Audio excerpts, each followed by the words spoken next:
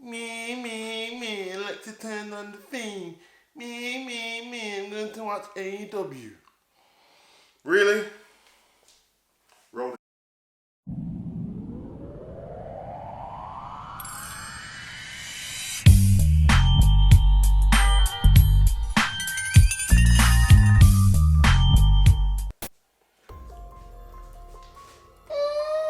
What's good, guys? It's your boy Hugo the Savage, and I am back. And I'm not back for anything I do on a regular basis. I'm back here because you've seen the title of the video. I'm back here to explain Randy Orton versus The Fiend at WrestleMania. And more specifically to that, what happened with Alexa Bliss and The Fiend at WrestleMania. I'm going to break this down to 3 points. No particular order, but kind of in a particular order. Am I going to be right about everything I'm going to say? Well, I should hope not, because I don't have a job at WWE. But I might be able to shed a bit of light on what's happened, what I think's happened, a bit of creative behind it, maybe lack of creative juices flowing in the camp, or maybe a lot of creativity flowing, and this is the reaction that Bray Wyatt wanted, because this guy's mind works on a whole other scale. It doesn't work like the regular mind. We've seen that with Bray Wyatt in the first place and the Fiend character. We've seen it with the Wyatt family, with Bray versus Undertaker, Bray versus Roman, Bray versus Randy. I can go on. All these things he embedded early, the Fiend character on WWE Ghost Stories, I think it's 7 years ago now, 2013, might be wrong, but I'm pretty sure it is. Talking about the Fiend and Sister Abigail 5 years before we even got to see the Fiend. So this guy's brain works very different to ours, and I love it. So, we get into WrestleMania 37. We get the Fiend versus Randy Orton, and everyone thinks it's a mean to an ends. Along with me, at some point, we're thinking the Fiend comes in, still looking mounted, beats Randy Orton pretty easy, and puts an end to that story. Now, I've said on past live streams that I thought that was going to happen, but I do not know what happens with Randy Orton after that. He's Randy Orton, he's the Viper, he's a legend, he's a future Hall of Famer. He'll find something to do. But we have Alexa involved in this, so something has to give. So we get into the WrestleMania match. I'm going to go through this real quick because we will have a live stream to go through all of this.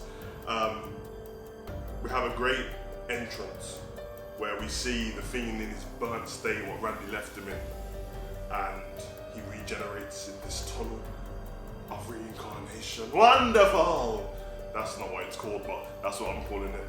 He regenerates, he gets back to his old Fiend, perfect self. The mask looks a little bit different, it looks a bit more clean.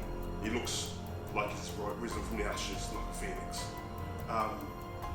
And it looks like Alexa Bliss is the one who has done this in some way, because we've seen it on Raw week after week. She said he's coming, she's bringing him back.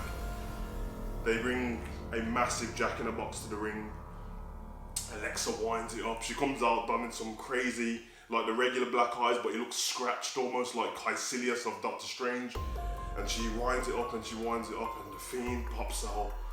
Regular Fiend, no marks from the fire. He gestures to the crowd.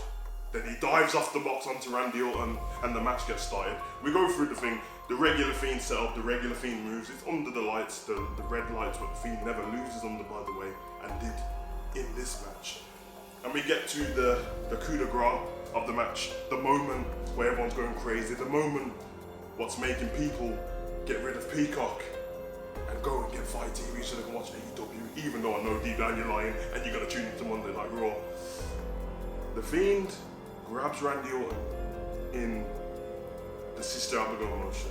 He goes for the kiss on the forehead. Now, bear in mind, throughout this match, after we got to them fighting and the Fiend blows off, we don't see Alexa Bliss for the rest of the match. Gets him in Sister Abigail, easily can finish him. Then out comes Alexa Bliss from the box, donning this black outfit with this crazy lacing of the forehead, very reminiscent of Enchantress of Suicide Squad. If you don't know, Google it and then come back to me and tell me. Sadly, she was right.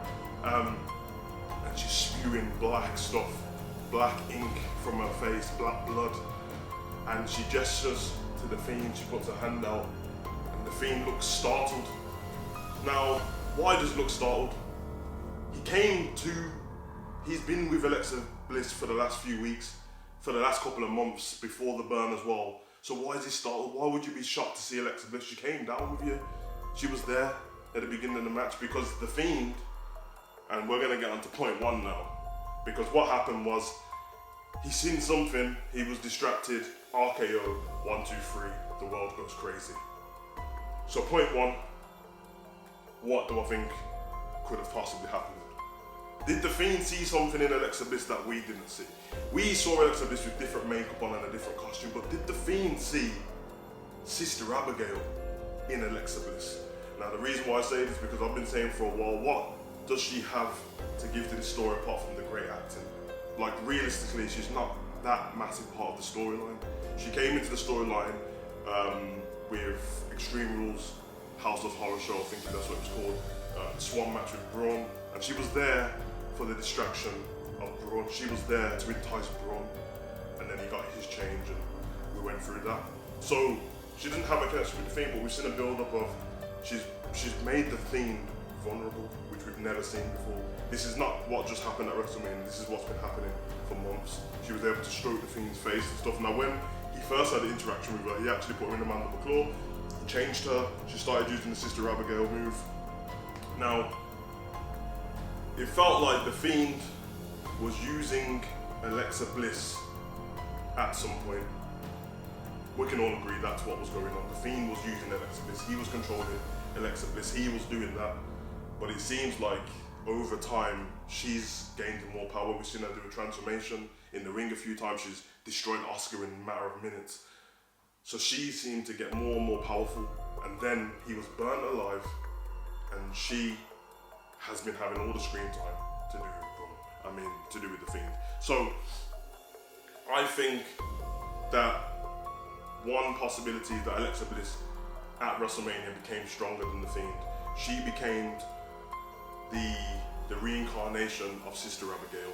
Not obviously the Sister Abigail he's always talking about, but the Alexa Bliss Sister Abigail. So that's what he sees in her. It's the only person who seems stronger than the Fiend. And yeah, it looked like she had some kind of control over him, because when he was RKO'd and the match had finished and he got back, he just was looking at her. There was no her pulling angry faces or anything like that. So I don't know. That's just one of the possibilities. Now, people who say that doesn't make sense, that Alexa Bliss can control the Fiend, well, you obviously don't watch wrestling. We've had Kane being controlled by Paul Bearer, Undertaker being controlled by Paul Bearer with the urn. It's a thing what's always been there, so it's not that far-fetched that now she is the head of it. She is the one who dons all the power now. Maybe she used the Fiend to become this strong, and now she doesn't need him. So when everyone was in the chat saying, Alexa's turned on the Fiend, this is stupid, the reason why I was so nonchalant about it wasn't because I thought you were 100% right or 100% wrong, because I don't work for WWE. It was because of the attitude behind it. You might possibly have been right, but please can we get into this part where you start thinking for yourself? And I knew everyone wasn't thinking for themselves, because people were saying on Twitter, this is what's being said, and people were echoing what other people were already saying on Twitter instead of thinking for themselves. Now, me watching it, there was no way I was looking at that thinking, she's turned on the Fiend, because there was no anger from him, there was no anger from her. So I didn't get it. It's a possibility, for sure. And the reason why I say it's a possibility goes on to point number 2. Now, this is what I do quite a lot. Every time something happens with the Fiend where it seems like a big talking point, I go on Twitter, but I do not go on Twitter to see what everyone else is talking about. I go to the Twitter of Bray Wyatt, because this guy is a master of clues and Easter eggs, and he simply posted a picture of Samson and Delilah.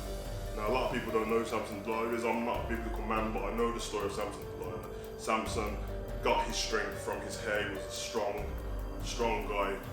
He was enticed by the lovely Delilah. Delilah, he fell in love with her, and then the Philistines paid her money to cut the hair of Samson to lure him in. Now, what is the relevance of this? Well, I didn't post a picture, Bray Wyatt did, so I looked into it and I thought, okay, that's the story of Samson, which means what I just said about him becoming weaker to Alexa Bliss / Sister Abigail is quite a possibility. Now, did the Fiend become weak in that moment? Well, yeah, he got RKO'd and he got pinned quite easy. So is that what's happened? Has she done him dirty? Has she sold him out as she brought in to something else? Possibly. And the reason why I say has she brought into something else brings me on to my final point, point 3. Maybe a little bit far-fetched. I've not had this information off anyone else. I've not picked up on anyone else saying anything. But what did I say about people returning on Monday Night Raw? Who is there to come back? Well, Keith Lee.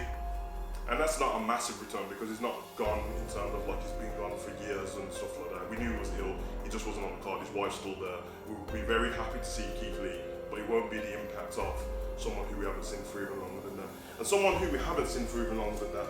He was once on SmackDown, but you know, what does that matter anymore? Andrade's gone, so it can't be him. Zelina Vega's gone, so it can't be her. But what about her husband? What about her husband, Aleister Black? Because is there a better time for him to return? No. And if he doesn't return the Raw after Mania or close to that, well, will people even care as much? Probably not, because people have a short-term memory in this day and age. What better way for him to return than have a ready storyline for him? Now, I don't know what the deal would be between Alexa and Aleister Black.